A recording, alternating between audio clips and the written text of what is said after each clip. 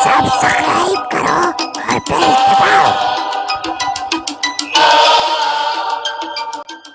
अस्सलामुअलैकुम प्यारे साथियों, वफान टोली स्टोरी पर आप सबको खुशामदीद कहते हैं। आज की ये कहानी भी बहुत ही भयानक, पुरस्रार और ऐसी लर्जा खेज है कि सुनकर आपकी रूह कांप जाएगी।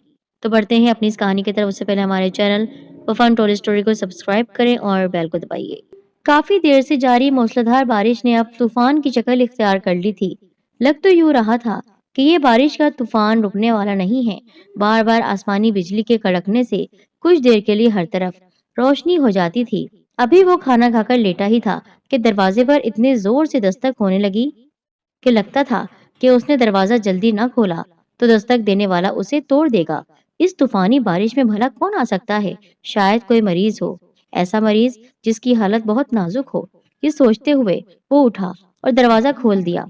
उसने दरवाजा खोला ही था कि बिजली जोर से कड़की और उसकी नजर सामने मौजूद दरख्त पर पड़ी, जिसकी एक शाख पर बैठा उल्लू उसे घूर रहा था। अभी वो उल्लू को देख ही रहा था कि उसे एक आवाज सुनाई दी, हमें आपकी अशद जरूरत है डॉक्टर साहब।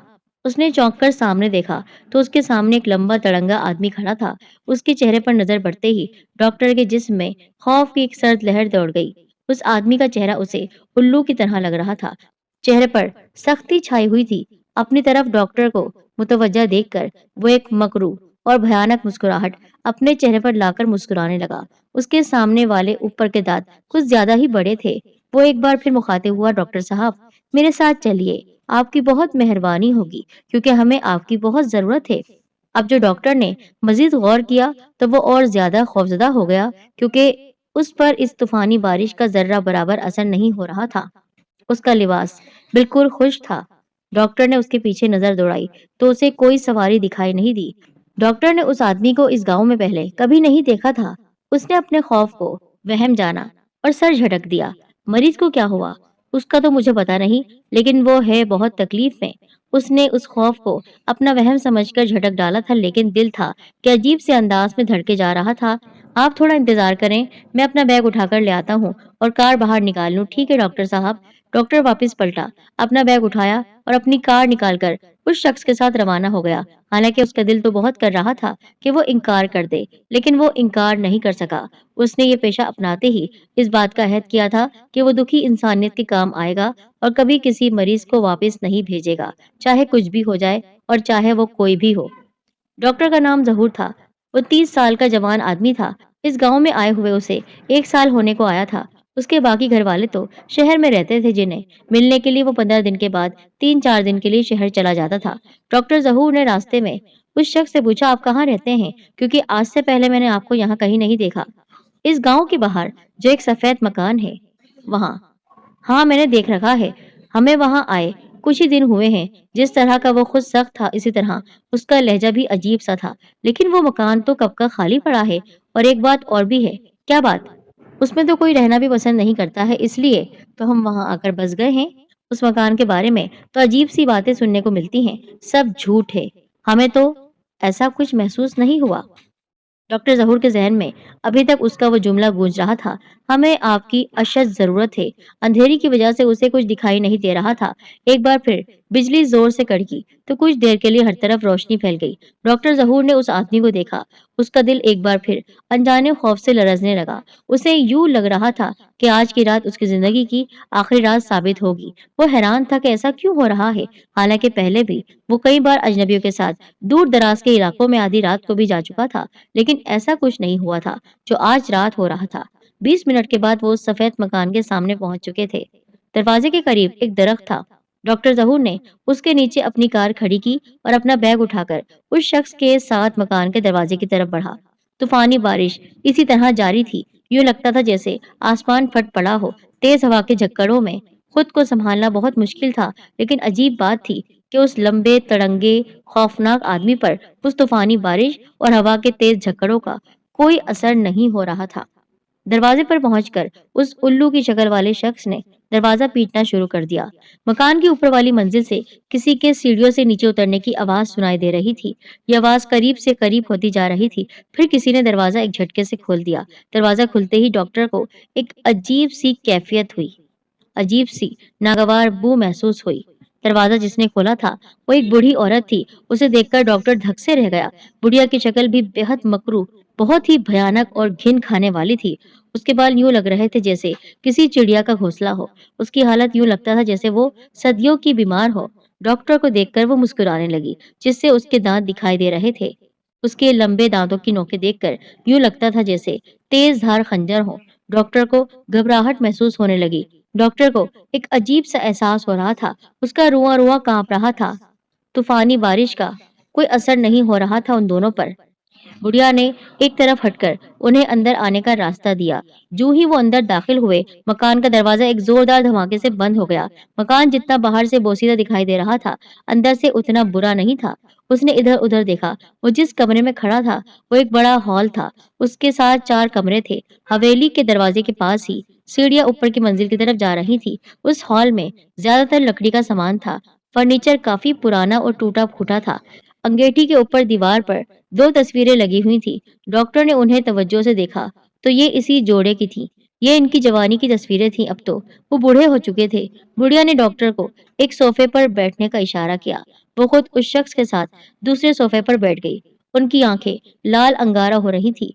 वो बहुत खौफनाक दिखाई दे रहे थे। डॉक्टर ने धड़कते दिल के साथ उनसे पूछा, मेहरबानी करके मुझे बताइए कि मरीज कौन है? इतनी जल्दी भी क्या है? मर्द ने कहा, क्योंकि मुझे इस तूफानी बारिश में वापस जाना भी है। उसने इतना ही कहा था कि यूं लगा जैसे कयामत आ गई। हवा के तेज तेज झक्कड़ों ने तेजी इख्तियार और ज्यादा कर ली। पूरे मकान के दरो दीवार हिलते हुए महसूस हो रहे थे। इसी दौरान डॉक्टर की नजर उन दोनों पर पड़ी तो उसका दिल उछलकर हलक में आ गया, क्योंकि उनकी शक्लें खौफनाक होती जा रही थी। अचानक उसकी नजर उनके पैरों पर पड़ी। उसका दिल एक लम्हे के लिए तो जैसे धड़कना भूल गया। उनके पैर पीछे की तरफ मुड़े हुए थे और नाखून एक एक इंच के करीब बढ़े हुए थे। उसे खून अपनी रगों में जमता हुआ महसूस हुआ। उसकी हालत ये हो चुकी थी कि काटो तो बदन में लहू नहीं। उसकी सोचने समझने की सारी सलाहियतें जवाब दे गई थी। उसका बस चलता तो वो कब का यहाँ से भाग जाता। उसने अपनी जगह से उठने की कोशिश की, लेकिन उठ नहीं सका। लगता था कि किसी अनदेखी ताकत ने उसे सोफे के साथ जकड़ कर रखा हो। डॉक्टर ने सुना कि बुढ़िया उसे मुखातिब करके कुछ कह रही थी। उसने गौर किया तो उसे उसके अल्फाज अच्छी तरह समझ में आने लगे। उसकी बात सुनकर वो लरस कर रह गया। डॉक्टर, मरीज असल में हम ही हैं।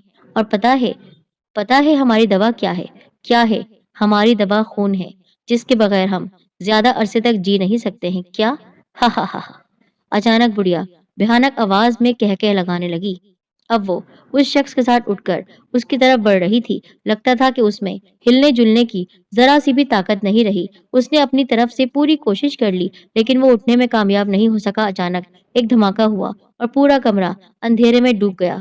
डॉक्टर को 2 साए बिल्कुल अपने पास दिखाई दिए। इससे पहले कि वो अपने बचाव की कोई कोशिश करता, अचानक उसकी गर्दन में कोई नोकदार चीज चुभी।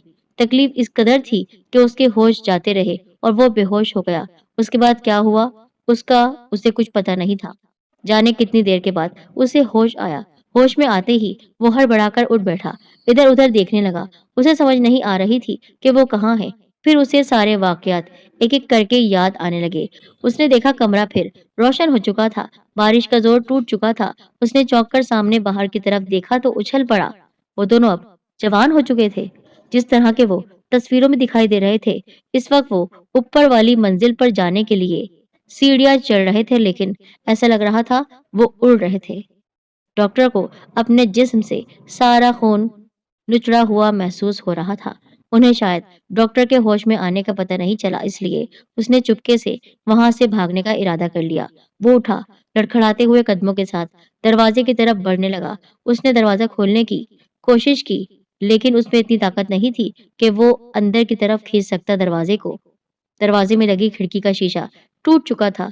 वो किसी न किसी तरह उसमें से निकलने में कामयाब हो गया। अभी उसने कार स्टार्ट की ही थी कि वो दोनों चीखते चिल्लाते उसकी तरफ भागे आ रहे थे। वो यूं उसकी तरफ बढ़ रहे थे जैसे हवा में तैरते हुए आ रहे हैं। उनकी चीखें दिल दहला देने वाली थी। डॉक्टर को पता था अगर इस बार उसने हौसला छोड़ दिया तो बच नहीं पाएगा। उसने कार मोड़कर भगा दी और साथ साथ आयतुल कुर्सी पढ़ने लगा। जो ही उसने आयतुल कुर्सी पढ़नी शुरू की, वो दोनों यूं फजा में तड़पने लगे जैसे उन्हें आग लग गई हो। डॉक्टर ने फिर मुड़कर नहीं देखा। वो अंधाधुंध अपनी कार भगाता रहा।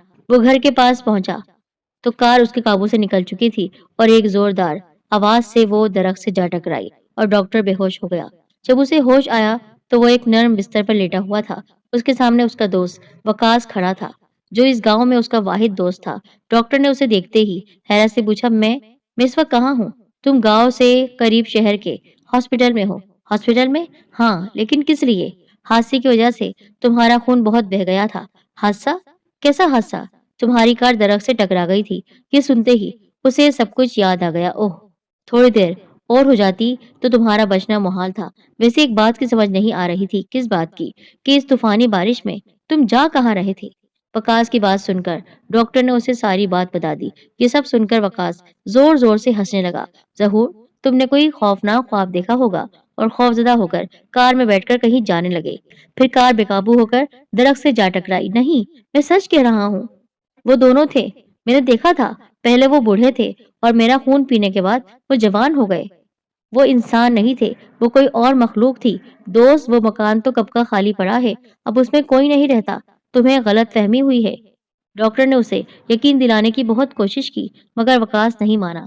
وکاس نے اسے اطمینان دلانے کے لیے 2 بندے بھیجے، جنہوں نے واپس آ کر بتایا کہ سفید مکان تو ویسے کا ویسا بند پڑا ہے اور اندر سارے کمروں میں جالے لٹکے ہوئے ہیں، ہر طرف گرد ہی گرد پڑی ہے۔ اب اسے خاموش ہی ہونا پڑا۔ ڈاکٹر کو یقین نہیں آ رہا تھا کہ رات کو جو کچھ اس نے دیکھا وہ ایک خواب ہے، لیکن مکان کی جو حالت اب اسے بتائی گئی تھی، اس سے پتہ چلتا تھا کہ واقعی اس نے کوئی بھیانک خواب دیکھا ہے۔ تو خوف سے لرز اٹھا اس کی گردن پر۔ اب بھی 2 گہرے زخم تھے جن میں خون جمع ہوا تھا۔ یہ زخم خواب کے تو نہیں ہو سکتے۔ اس کا مطلب تھا اس نے کوئی خواب نہیں دیکھا تھا، اس کے ساتھ یہ سب کچھ ہو چکا تھا اور وہ جناتی مخلوق اسے وہاں لے کر گئی تھی، اس کا خون پینے کے لیے۔ وہ خوفناک جنات، وہ خبیث جن زادی اور جن زادہ، وہ دونوں اس کو مار کر اپنی پیاس بجھا رہے تھے، لیکن وہ مر نہیں سکا، پر وہ دونوں جل کر ضرور مر گئے تھے۔ سنا جاتا ہے کہ اس آسیب زدہ مکان میں اب بھی آوازیں آتی ہیں، کسی کے چیخنے کی، بھیانک چیخیں، لیکن وہاں کوئی جاتا نہیں ہے، کیونکہ وہ سفید مکان اب بھی آسیب زدہ مکان کے نام سے مشہور ہے۔ ڈاکٹر کو اس بات کا یقین ہے کہ وہاں پر وہ دونوں اب بھی رہتے ہیں۔ السلام علیکم۔